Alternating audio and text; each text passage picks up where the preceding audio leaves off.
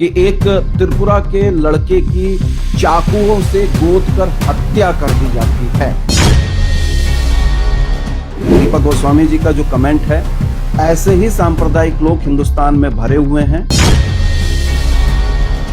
मुझे तो शर्म आती है भाई साहब ये कहते हुए कि ये हमारे मेयर हैं। मैं लिटरली इस बात को कह सकता हूं। दलित जो मारे जा रहे हैं, आए दिन घटनाएं आ रही हैं, रोज घटनाएं आ रही हैं, आप देख लीजिए, पूरे देश से घटनाएं आ रही हैं। हम उसके लिए हम नहीं जागते हैं।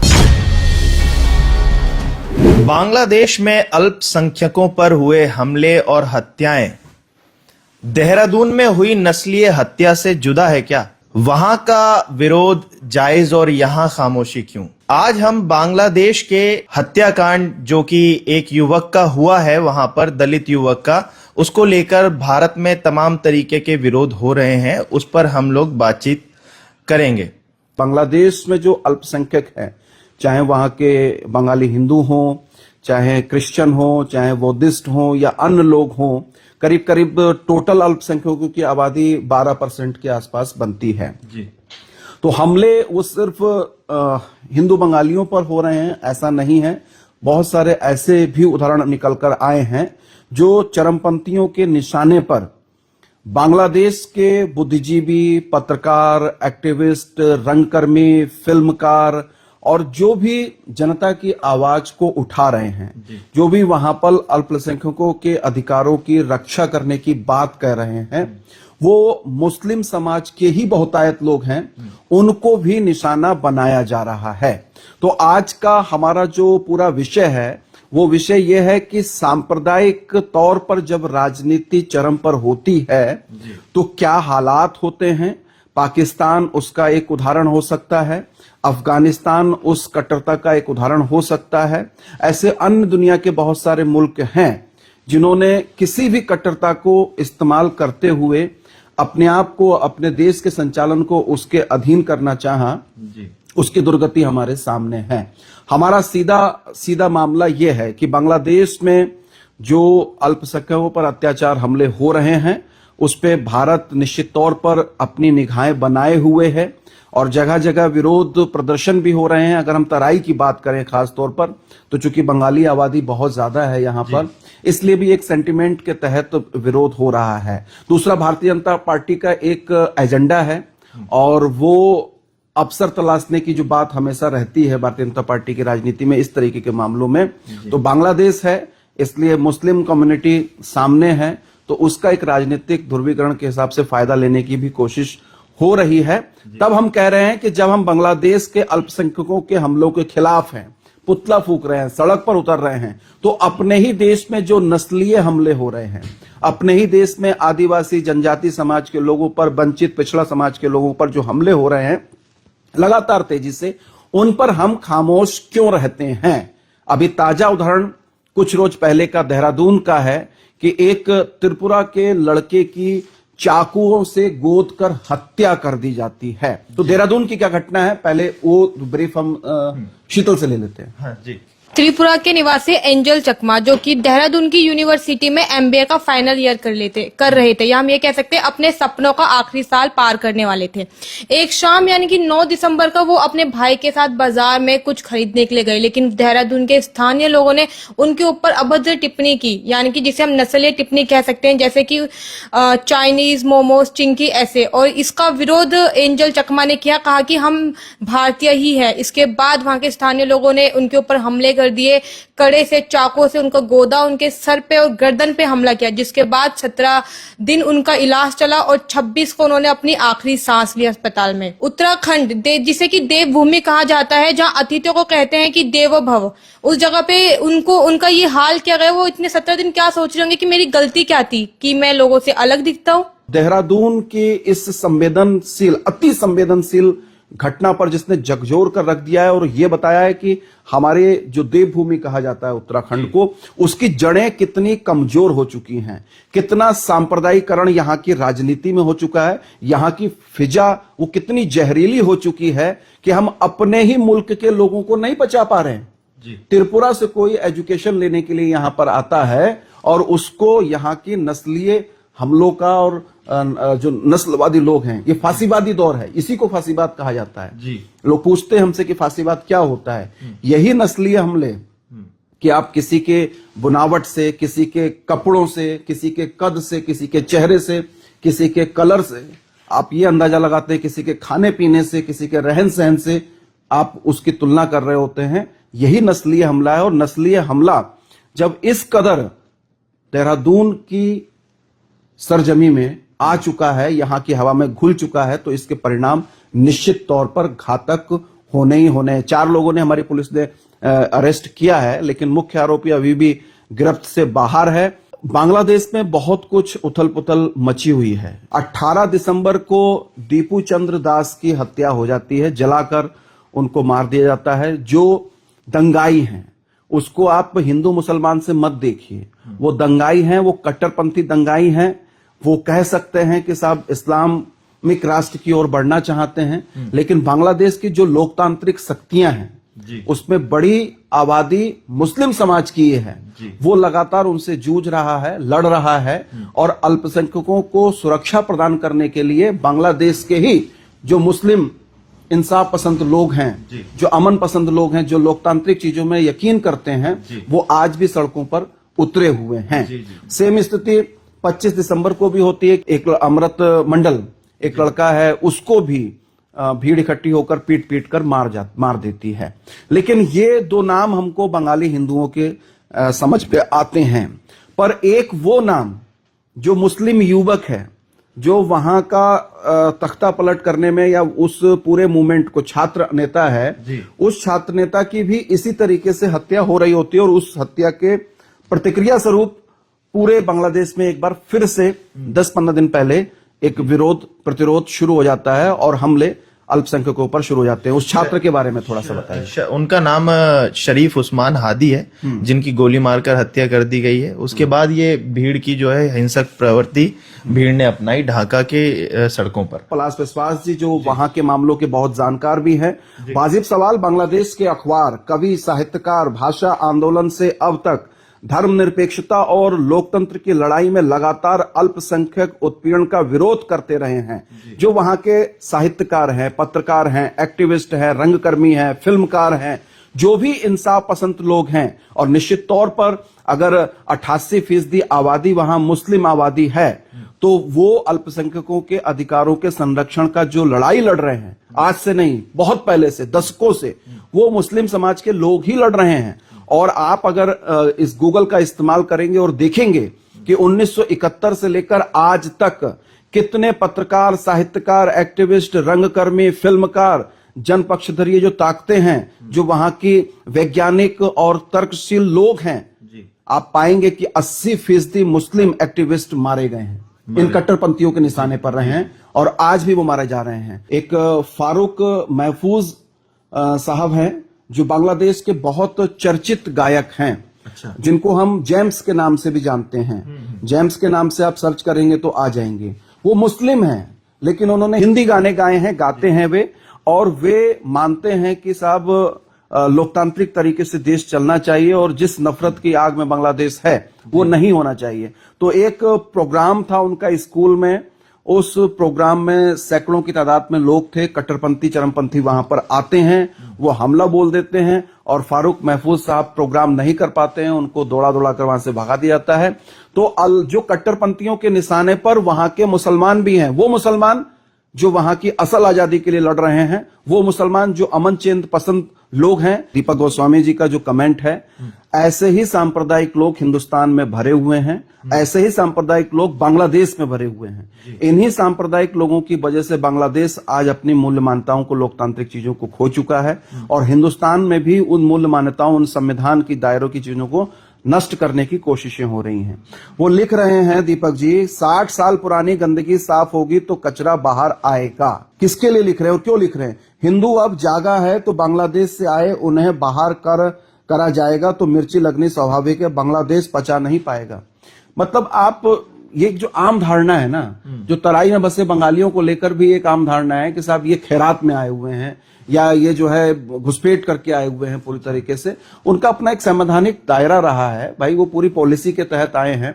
1950 वन में आना शुरू हुए लोग, 47 का विभाजन है उसके विक्टिम लोग हैं, और 71 तक जब बांग्लादेश नहीं बना, क्योंकि बांग्लादेश बनाने में, पाकिस्तान से बांग्लादेश को अलग करने में हमारी जो देश की कूटनीति है, तत्कालीन प्रधानमंत्री इंदिरा गांधी का नाम लिया जाता है और आप उसको खारिज कर रहे हैं। तो ये जो सांप्रदायिकता के बीज बोने वाले लोग हैं वो यहां और वहां कम नहीं है, जो सिर्फ राजनीतिक एंगल से अपनी रोटियां सेक रहे होते हैं। आप सपोज कीजिए, मरने वाला अगर आपका बंदा होगा, आप बांग्लादेश की बात कर रहे हैं, आप कह रहे हैं कि यहां से बंगालियों को निकाल देंगे या वहां से आ जाएंगे, मिर्ची बांग्लादेश को लगेंगी। अरे त्रिपुरा तो आपका राज्य है ना गोस्वामी जी, त्रिपुरा आपका राज्य है, नहीं है तो बताइए। त्रिपुरा से एक स्टूडेंट्स पढ़ने के लिए देहरादून आया है, और वो देहरादून जिसको चिल्ला चिल्ला के आप लोग देवभूमि कहते हैं, असुरों वाला काम क्यों किया गया? वो असुरों वाला काम करने वाले कौन थे? आप देवभूमि में रहते हैं, असुरों वाला काम करेंगे और फिर भी चिल्ला चिल्ला के कहेंगे हम देवभूमि में हैं। वो कौन से मुस्लिम थे, वो कौन से पाकिस्तानी थे? आप ही के मुल्क के लोग थे। नस्लीय हमला कहकर आपने चिड़ा चिड़ा कर जो है उसको, उसने विरोध किया और आपने चाकुओं से गोद दिया। सब दोषी हैं इसके लिए, पूरे उत्तराखंड का एक एक व्यक्ति दोषी है। नस्लीय हमला यहां देखने को नहीं मिलते थे, और जब से इस घटना को मैंने सुना है तो ये एक एक उत्तराखंड के लिए बिल्कुल शर्मसार करने वाली घटना है। ये छोटी घटना नहीं है, ये छोटी घटना नहीं, ये आगाज है। और आप देखिए कि कहां तक जड़ें फैल चुकी हैं। जो सांप्रदायिक राजनीति की जड़ें हैं वो लगातार गहरी हो रही हैं, पैठ बना रही हैं। उसका परिणाम यह है कि हम अपने ही पड़ोसी राज्य के, एक दूसरे राज्य के स्टूडेंट्स को हम बर्दाश्त नहीं कर पा रहे हैं। जी सर, सब डरेंगे, कोई नहीं आएगा जी। अगर ऐसे ही हाल रहे, दूसरे राज्य से लोग हमारे राज्य में पढ़ने के लिए आएंगे और ऐसे ही हाल रहे तो दूसरे राज्य से कोई इस राज्य में आएगा ही नहीं, सब डरेंगे, क्योंकि उनको तो चाकू से गोद के मार दिया जाता है। ये किसका फेलियर है? ये हमारे राज्य का, हमारा खुद का फेलियर है कि दूसरे राज्य के लोग यहाँ आने से डरेंगे। चंद रोज पहले की घटना, 3 रोज पहले की, हमारे रुद्रपुर में जो मेयर विकास शर्मा है जी, वो चौराहे पर जाते हैं और वो एक बिरयानी बेच रहा है बंदा, बिरयानी बेच रहा है, तो उसके पतीलों पर वो अपना गुस्सा निकालते हैं और वो कहता है, उससे पूछते कि कहाँ के हो? वो कहते सब बिहार का हूं। तो बोले बिहार से तुम यहां क्यों आए हो? तुम्हें बिहार से यहां आने को मिला पतीला लगाकर बिरयानी बेचने के लिए? भाई तू कौन से कायदे कानून नियम में लिखा गया है कि बिहार से यहां बंदा आके पतीला नहीं लगा सकता, बिरयानी नहीं बेच सकता? बिहार वाला आकर सिटकुल में इंडस्ट्री लगा सकता है, महाराष्ट्र वाला, पुणे वाला आकर सिटकुल में फैक्ट्री लगा सकता है, जॉब कर सकता है, एसएसपी हो सकता है, डीएम हो सकता है, ठीक है, वो सब कुछ हो सकता है। तमाम इंडस्ट्रियां लगी हुई हैं पूरे देश भर से। कौन सा राज्य जहां से लोग पूंजीपति नहीं आए हुए हैं? क्या विकास शर्मा जी वहां भी जाएंगे? एक मजदूर जिसकी बेचारे की कोई हैसियत नहीं है, वो जैसे तैसे करके अपने बच्चे पाल रहा है, अरे बिहार से आकर तुम्हारी आर्थिकी बढ़ा रहा है ना जी, बिल्कुल। बिहार से आकर तुम्हारे लोगों को खाना दे रहा है ना, काम कर रहा है, गुंजाइश थी तभी तो आके बैठा वहां। यहां अगर गुंजाइश नहीं होती तो कैसे आके बैठता? लेकिन हमारे लीडर्स का जो एक आईना बन गया है कि हिंदुस्तान के हर क्षेत्र को जात में, संप्रदाय में, कौम में, भाषा में, क्षेत्र में, भाई भतीजावाद में, धर्म में, राजनीति में उलझा दीजिए, बांट दीजिए, लोगों को आक्रामक बनाइए, हिंसक बनाइए। और ये हिंसक राजनीति का भीभत्स उदाहरण है जी। और हम हिंसक राजनीति की ओर बढ़ रहे हैं, और कोई पता नहीं कि इस मॉब लिंचिंग का शिकार कब मैं और आप भी हो जाएं, हमको पता नहीं होगा। बड़ा सवाल यह है कि रुद्रपुर से क्या लोग बाहर नहीं जाते हैं? अब वहां पर भी अगर इसी तरीके की हिंसा होने लगे, जैसे हमारे मेयर साहब कर रहे हैं कि बिहार से तू यहां पतीला लगाने आ गया, तुझे बिहार से, और लैंग्वेज इस तरीके से, तू तड़ाके से, मुझे तो शर्म आती है भाई साहब ये कहते हुए कि ये हमारे मेयर हैं। मैं लिटरली इस बात को कह सकता हूं जी। एक राजनेता की लैंग्वेज क्या होनी चाहिए। लोग मुझे कई बार कहते हैं कि आप पत्रकारिता से ज्यादा आक्रोशित हो जाते हैं। भाई क्यों नहीं आक्रोश आएगा यार? आप लीडिंग कर रहे हैं, आप रुद्रपुर का संचालन कर रहे हैं यार जी। आपको तो सोच समझ के एक एक शब्द बोलना चाहिए। आप उससे मजदूर आदमी से तू तड़ाके से बात कर सकते हैं। मैं विकास शर्मा जी से कहना चाहूंगा कि किसी पढ़े लिखे शिक्षित आदमी से क्या आप तू तड़ाके से बात कर पाएंगे? आपको उसी भाषा में जवाब मिल जाएगा। आप भूल जाएंगे कि आप मेयर भी हैं, और मेयर 5 साल के लिए है ना, हमेशा के लिए तो है नहीं। तो इसलिए अपनी जुबान पे काबू रखिए और इस तरीके की गहरी खाई मत खींचिए। वो अच्छा, वो मुसलमान भी नहीं है। बड़ी बात यह है कि तुम किसको किसको टारगेट करोगे। कौशल किशोर जी लिख रहे हैं, गंदगी समाज में कहीं नहीं है, गंदगी तथाकथित खट्टर लिखा है भैया ने, खट्टर बने हुए इन खटारा लोगों के दिमाग में भरी है, और जो सभ्य एवं स्वस्थ समाज के लिए खतरा है उसकी सफाई होनी चाहिए। निश्चित तौर पर जो तथाकथित ये खट्टर लोग हैं, मतलब कट्टर लोग हैं ना, कट्टर कोई भी हो, कट्टरता दुनिया के किसी भी देश में कभी सक्सेस नहीं हुई है, ना होगी। और हिंदुस्तान के अंदर भी जो कट्टरपंथी लोग हैं, चाहे वो हिंदुज्म के नाम पर लोगों को कट्टर बनाने की सोच रहे हैं, नहीं हो सकता। हम लोकतांत्रिक मूल्य मान्यताओं को जीने वाले लोग हैं। हमें हमारी पीढ़ी, आने वाले बच्चों को एक लोकतांत्रिक स्वस्थ सभ्य समाज में सांस लेनी है। इसके लिए हम लोग हमेशा सतर्क रहेंगे। अभी जो अखबारों पर हमले हुए, जरा आप बताइए कौन कौन से अखबारों पे, और वो उन अखबारों के मालिक कौन है बांग्लादेश के अंदर? जी, प्रथम आलो और द डेली स्टार जो न्यूज चैनल है और न्यूज एजेंसीज हैं, उन पर हुए हैं। और 150 कंप्यूटर उनके यहाँ से और कैश भी लूटा गया। 30 पत्रकार, और दफ्तर में आग लगा दी जी। 30 पत्रकार वहां पर फंसे रहे। महिला पत्रकार भी थे और मेल पत्रकार भी थे। पत्रकार साइमा इस्लाम ने फेसबुक पर लिखा कि मैं सांस नहीं ले पा रही हूं, बहुत धुआं है दफ्तर में, आप हमें मार रहे हैं। ये जो 2 अखबारों के दफ्तर बांग्लादेश में फूके गए, मुख्यालय में फूके गए, वहां के पत्रकार पाइपलाइन से नीचे उतर कर आए हैं। और उसमें 95% मुस्लिम पत्रकार हैं जी। वो, उन पर यह आरोप है कि आप कट्टरपंथियों का, चरमपंथियों का विरोध क्यों कर रहे हैं, आप अल्पसंख्यकों की बात क्यों कर रहे हैं। वहां पे जो एडिटर्स काउंसिल अध्यक्ष हैं जी जी, नूरुल कबीर, हाँ, वो भी एक मुस्लिम है और उनके साथ भी ये मारपीट हुई है। हाँ, मतलब ये जो पत्रकारों का अपना संघ होता है, उसके लीडर पदेन अध्यक्ष, उनके साथ भी मारपीट की जाती है। इसीलिए फिरोज रंगरेज लिखते हैं, कट्टरपंथियों पर लगाम लगाना बहुत जरूरी है, लेकिन नेता ही कट्टरपंथियों की भाषा बोलने लगे हैं तो लगाम कौन लगाएगा, बड़ा सवाल है ये।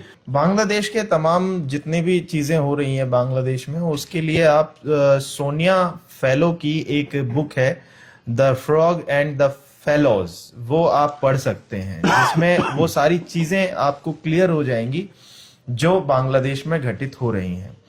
और अल्पसंख्यकों के साथ जो बर्ताव सांप्रदायिकता के आधार पर हो रहा है, वो पूरे एशिया का माहौल बिगाड़ रहा है। बहुत बड़ी बात आप कह रहे हैं। और एशिया जो महाद्वीप है, जिसमें हम भी आते हैं जी, ये बहुत खतरनाक चीज है। मैं असल में आपको बताऊं कि यहाँ जिस किस्म का फांसीवाद फैल रहा है, यहाँ जिस हिसाब से आप सांप्रदायिकरण हो रहा है, कट्टरपंथियों के आधार पर देश की सत्ताएं पलटी जा रही हैं, चाहे श्रीलंका ले लीजिए, चाहे अफगानिस्तान ले लीजिए, चाहे पाकिस्तान ले लीजिए, चाहे नेपाल ले लीजिए, चाहे बांग्लादेश ले लीजिए, और उसी की कोशिशें हमारे देश में भी हो रही हैं। भारत भी उसी लाइन में आ रहा है, कतार में आ रहा है। एशिया एक बड़ी मार्केट है, और उस पूरी बड़ी मार्केट के अंदर अगर आप उथल पुथल नहीं मचाएंगे तो लोग अपने अधिकारों के लिए लड़ेंगे, लोग अपने हक के लिए लड़ेंगे, लोग रोजी रोटी के लिए लड़ेंगे, लोग अपने शिक्षा के लिए लड़ेंगे, दवा दारू के लिए लड़ेंगे, बेहतर जिंदगी के लिए लड़ेंगे। इसलिए ज्यादा बेहतर यह है कि आप धर्म की चाशनी में डुबो कर रखें लोगों को, और इसमें सब सारे लोग काम कर रहे हैं। अच्छा, खबर यह भी है कि बांग्लादेश में पत्रकार, साहित्यकार, गीतकार और रंगकर्मी जितने भी हैं वो भी बोल रहे हैं। इसके साथ साथ ही जो कॉलेज के छात्र हैं वो भी हिंदू घरों की और अल्पसंख्यकों के घरों की रक्षा में लगे हुए हैं लगातार। मैं कह रहा हूं बांग्लादेश मुस्लिम छात्र, बिल्कुल बांग्लादेश के जो अमन पसंद बहुसंख्यक वर्ग है, वो रातों रात जागकर अल्पसंख्यकों के परिवारों की रक्षा कर रहे हैं। वहां पर 2 तरीके के चीजें हैं, आप समझिए। जो पार्टीगत चीजें हैं, मैं उस पार्टी का नाम बोल रहा हूं जो अल्पसंख्यकों के साथ मिलकर काम कर रही है, और इस चुनाव में जो अगले साल होने हैं प्रस्तावित, जमात क्या है, अवामी नहीं, जमात इस्लामी, हाँ, जमात इस्लामी लीडिंग पोजीशन में आ रही है। तो वहां पर एक तरफ शेख हसीना की पार्टी है और पार्टियां हैं जो लोकतांत्रिक मूल्य मान्यताओं को लेकर चल रही हैं। बांग्लादेश का एक आरोप भी है कि जो हत्यारे हैं, उसके हादी के जो हत्यारे हैं, वो भारत आ गए हैं। छात्र नेता जो हादी है वो भारत आ गए हैं। तो इस पर क्या अभी तक भारत वो एक प्रेशर बनाने की ये कोशिश हो रही है कि बांग्लादेश के जो यूनुस साहब है, मोहम्मद यूनुस साहब, अब वो अर्थशास्त्री हैं, नोबेल पुरस्कार विजेता भी हैं। अब वो कैसा नोबेल पुरस्कार लिया उन्होंने कि वो कट्टरपंथियों के हाथों में खेल रहे हैं। तमाम बुद्धिजीवी ये भी कहते हैं कि वो अमेरिका के इशारे पर काम कर रहे हैं, क्योंकि पूरे एशिया के अंदर जो सांप्रदायिक ताकतें मजबूत हो रही हैं, भारत ही क्यों ना हो, वो सीधे सीधे अमेरिका के इशारे पर हो रहा है सब कुछ। ये बड़ी गहरी राजनीतिक बात है, इसको हम चंद मिनटों में नहीं समझ सकते, इसके गहरे पहलू हैं। तो वो व्यक्ति भी जो नोबेल पुरस्कार तक पहुंचा हो, नोबेल पुरस्कार मिला हो, आज वो कट्टरपंथियों के हाथे खेल रहे हैं। आज वो इस स्थिति में नहीं है 1.5 साल के बाद भी, अगले साल चुनाव होने हैं, कि निष्पक्ष और ईमानदारी से चुनाव करवा पाए, है ना। तो बड़ा उनका फेलियर है। और वो एक कोशिश ये हो रही है कि शेख हसीना को पदार्पण कर दिया जाए, भारत जो है उनको सौंप दे। लेकिन हम भारत के लोग, भारत की सरकार बहुत तटस्थता के साथ, आज से नहीं 1971 में बांग्लादेश के बनने से पहले हम हमेशा बंगाल प्रांत के साथ खड़े हुए हैं। भौगोलिक तौर पर भी खड़े हुए हैं, सांस्कृतिक सामरिक तौर पर भी खड़े हुए हैं, राजनीतिक कूटदृष्टि से भी हम लोग खड़े हुए हैं। और कहा यही जाता है पूरे अंतर्राष्ट्रीय तौर पर, आप देखेंगे कि बांग्लादेश को स्वतंत्र कराने में, या जो भाषा आंदोलन हुआ, या पाकिस्तान से अलग कराने में हमारी तत्कालीन सरकार या हमारी तत्कालीन प्रधानमंत्री इंदिरा गांधी या हिंदुस्तान की सरकार का बहुत बड़ा रोल रहा है। और आज भी हम शेख हसीना को हम नहीं उनके सुपुर्द कर रहे हैं। क्यों नहीं कर रहे हैं? क्योंकि हम अंततः, हमारी सरकार भी लोकतांत्रिक मूल्य मान्यताओं को ही जिंदा रखेगी। हम कट्टरपंथियों के हाथों नहीं खेल सकते। आप तस्लीमा नसरीन की बात करिए। तस्लीमा नसरीन जो बांग्लादेश की अपदस्थ और वहां से फतवा जारी की हुई लेखिका हैं, जिन्होंने खुलकर विरोध लिखा है, वो खुल के वहां के अल्पसंख्यकों के साथ खड़ी हुई हैं। हम मणिपुर के मामले में शांत हैं, हम कुछ नहीं बोल रहे। पूरा मणिपुर कब से 2 साल होने आया जल रहा है। हमारी संवेदना मणिपुर पर कभी नहीं जागती। हमारी संवेदनाएं उत्तर प्रदेश के तमाम इलाकों में जो दलितों पर हमले हो रहे हैं, वहां हम नहीं जाग रहे हैं। दलित जो मारे जा रहे हैं, आए दिन घटनाएं आ रही हैं, रोज घटनाएं आ रही हैं, आप देख लीजिए, पूरे देश से घटनाएं आ रही हैं। हम उसके लिए हम नहीं जागते हैं। तो बांग्लादेशी हिंदुओं की, वो अल्पसंख्यक हैं, उनके अधिकारों की हमको चिंता करनी चाहिए, पर हमें अपने मुल्क के अल्पसंख्यकों के अधिकारों की चिंता भी करनी चाहिए। धर्मों के बीच हिंसक प्रतियोगिता से कुछ नहीं मिलेगा। हिंसा और अराजकता से परिवर्तन नहीं होता है, सर्वनाश होता है। धर्म के जरिए राजनीतिक भीड़ जुट रही है, इसको हमें किसी तरह रोकना पड़ेगा। आवाज बुलंद कीजिए, आवाज उठाइए, ताकि ये चीजें रुक सकें, सांप्रदायिकता रुक सके। बने रहिए अनसुनी आवाज के साथ। आज के लिए सिर्फ इतना ही। और हमारे फेसबुक पेज को फॉलो कीजिए, लाइक कीजिए, शेयर कीजिए, कमेंट कीजिए, और यूट्यूब पर जाकर हमें सब्सक्राइब कीजिए। इंस्टाग्राम पे भी हम लोग आ चुके हैं, इंस्टाग्राम पर भी जाइए, सर्च कीजिए अनसुनी आवाज और उसे भी फॉलो कीजिए। धन्यवाद, नमस्कार।